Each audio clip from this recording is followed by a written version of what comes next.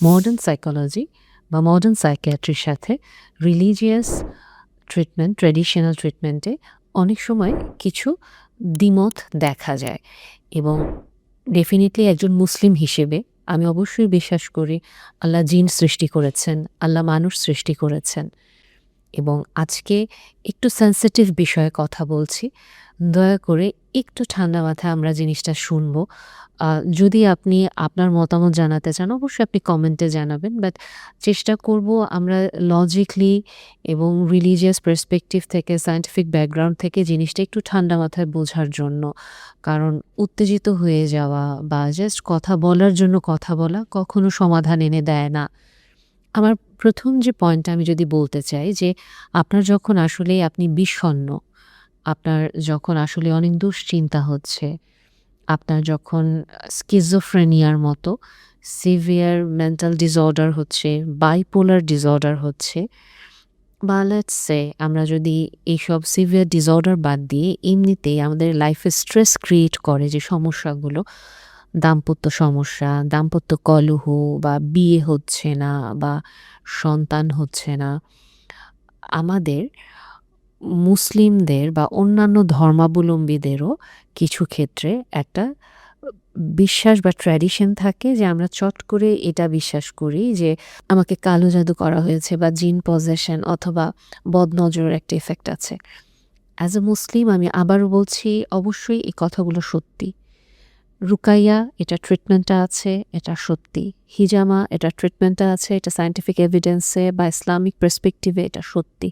আমি এগুলো কোনোটা ডিনাই করছি না। এবং আমরা যদি বাইরের কান্ট্রিতেও দেখি, আমার পেশেন্টের থ্রুতে বা অন্যান্য ইন্টারন্যাশনাল সাইকিয়াট্রিস্ট বা সাইকোলজিস্টদের সাথে ওনাদের সাথেও এক্সপেরিয়েন্সেও যে জিনিসটা বলব, ওনারাও কিন্তু যখন পেশেন্ট যদি এইসব ট্র্যাডিশনাল ট্রিটমেন্ট বা হিলিং চান, ওনারা ডিরেক্ট এটা অফার করেন এবং অনেক ক্ষেত্রে সাইকিয়াট্রিস্টদের সাথে ইমামরা একসাথে জিনিসটা ট্রিট করেন। সাইকিয়াট্রিস্টরা মেডিসিন দিচ্ছেন, ইমামরা রুকাইয়া করছেন।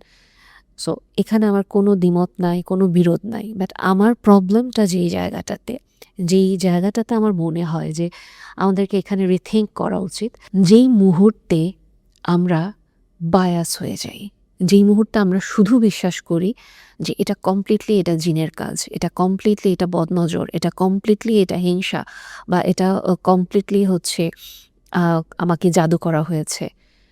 কারণ আপনি যখন এভাবে জিনিসটা বিশ্বাস করছেন, ওই মুহূর্তে আপনার যদি রিয়েল মেন্টাল হেলথ ডিসঅর্ডার থাকে, যেখানে আপনার মেডিসিন প্রয়োজন, যেখানে আপনার কাউন্সেলিং প্রয়োজন, যেখানে ইনফ্যাক্ট আপনার নিজের আসলে লাইফের প্রতি দায়িত্ব পালন করা প্রয়োজন, আপনি এগুলো কিছু করছেন না। আপনি বিশ্বাস করছেন আমাকে তো কালো জাদু করা হয়েছে, সো আমার কিছু করার নেই, আমাকে এটা কী করব তাহলে, আমার কিছু করার নাই।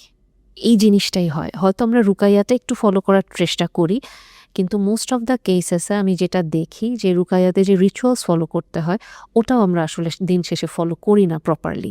যে লাইফস্টাইলটা ফলো করতে হয়, ওটাও আসলে আমরা করি না প্রপারলি।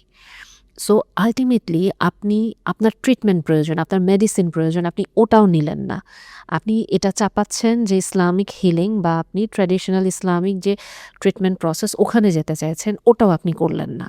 এবং এখানে সরি টু সে অনেকেই ইসলামিক ট্র্যাডিশনাল ট্রিটমেন্টের কথা বলে যেটা করেন, ব্লাফ দেন, মানুষ ঠকান। এটা কমপ্লিটলি খুব বাজে ধরনের একটা ব্যবসার মতো হয়ে গেছে।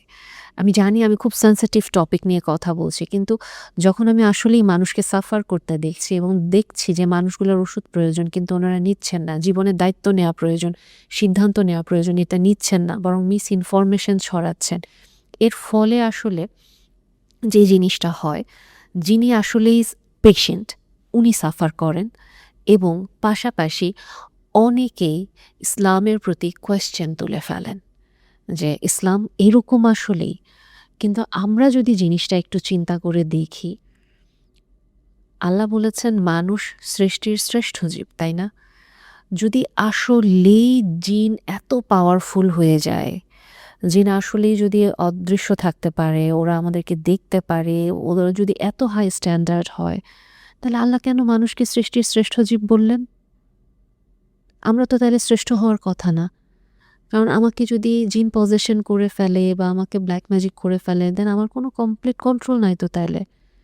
আমি তখন সাফার, আমার লাইফ আমাকে সারেন্ডার করে দিতে হচ্ছে, তাই না?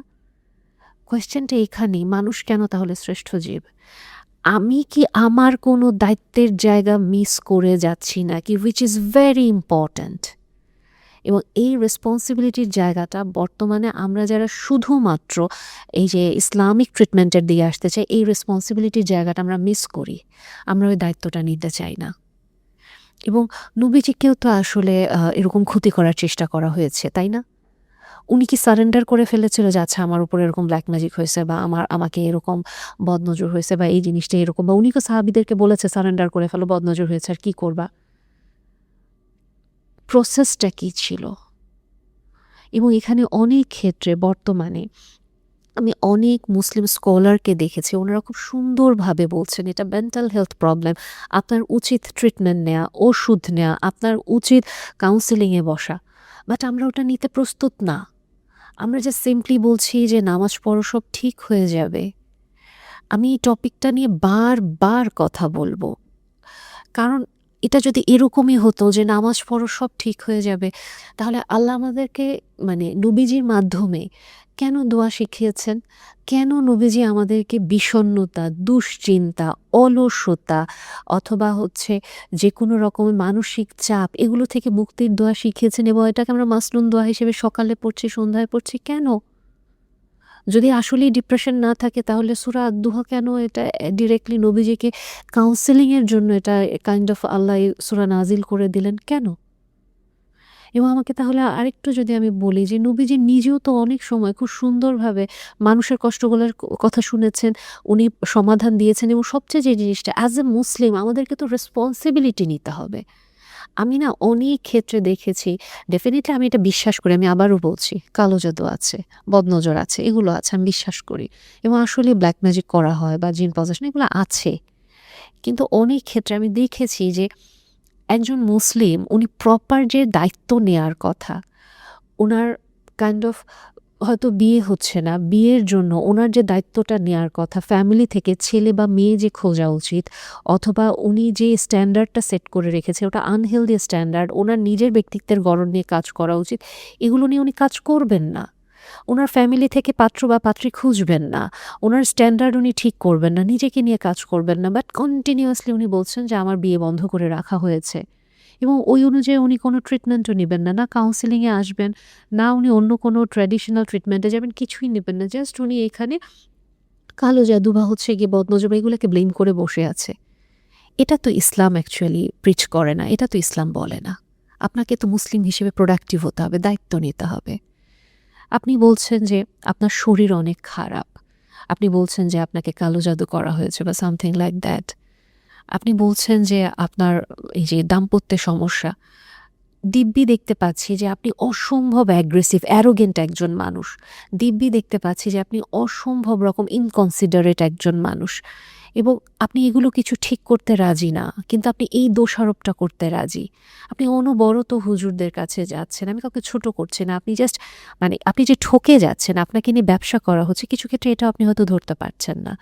যারা অথেন্টিক হুজুর বা যারা অথেন্টিসিটি নিয়ে কাজ করেন আপনি ওনাদের কাছেও যাচ্ছেন না, এবং আপনি নিজেও এটা নিয়ে পড়াশোনা করছেন না। যে যা বলছে আপনি তাই বিশ্বাস করছেন। সো এখানে আপনার রেসপন্সিবিলিটির পার্টটা তো মিসিং। সাইকিয়াট্রিতে আপনাকে অবশ্যই আপনি অসুস্থ হলে আপনাকে আপনার সাইকোলজিক্যাল প্রবলেমের জন্য ডক্টরের কাছে আসতে হবে, এবং আপনাকে ওষুধও নিতে হবে। এবং পাশাপাশি আপনি যখন আপনি এটা মনে করছেন যে না আমার ইসলামিক যে প্রবলেমগুলো আছে ওটা হচ্ছে, দেন আপনি পাশাপাশি ইমাম বা আপনি শায়খ বা একজন স্কলারের সাথে আপনি কাজ করেন।